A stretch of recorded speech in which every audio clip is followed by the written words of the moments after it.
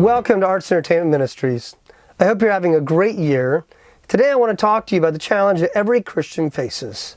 Whether you're an artist, an executive, an agent, or a manager, the question is this: how do you grow spiritually? It's all too easy to go through life and not take the time to invest in your spiritual life.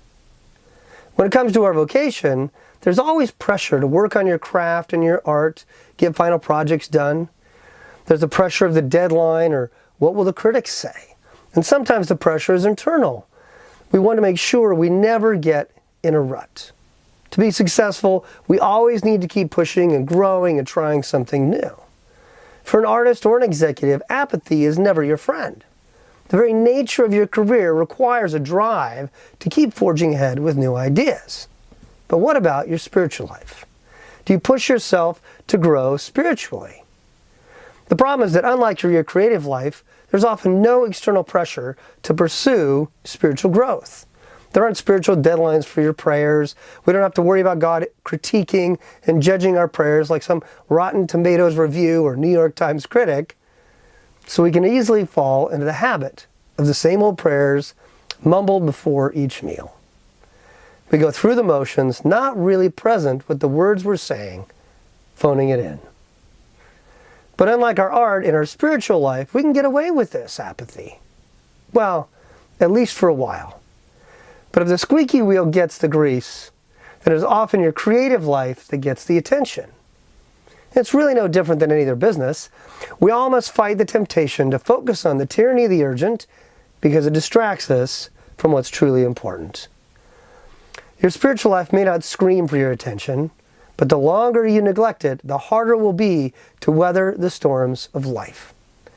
The reality is this: spiritual growth doesn't happen by accident or osmosis. It comes when we get intentional about deepening our relationship with Christ. This means understanding more about who God is, His love for you, and striving to live and work in a way which honors Him. For many people, it only happens when they finally feel the pressure. Out of the blue, there may be a crisis or a broken friendship, and they are forced to start paying attention to their spiritual life. My challenge to you and to myself this year is this: let's take the time and effort to grow spiritually, whether we have a crisis or not. Even if we don't go through a tough time, let's lean into Jesus, dig deep, and discover a greater joy and a stronger hope than we had before. God promises us in Galatians 6, if we do not grow weary in doing good and investing in our spiritual life, we are guaranteed to reap a harvest. Few things in the world are guaranteed. You can work hard and never make the progress you wanted in your career. But one of the few places in your life where the work will always pay off is in your spiritual growth.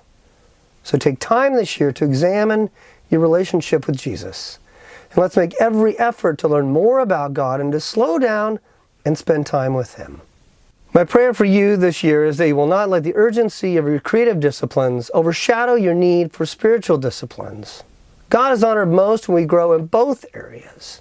He gave you your gifts and abilities and wants you to work hard with both of those to hone your gifts, while at the same time growing closer to Him.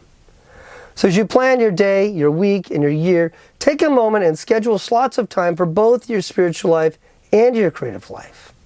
And as the seasons come and go, one thing you will be able to count on is that your very spirit and soul will reap the benefits, and you'll find greater joy and greater hope because you spent the time.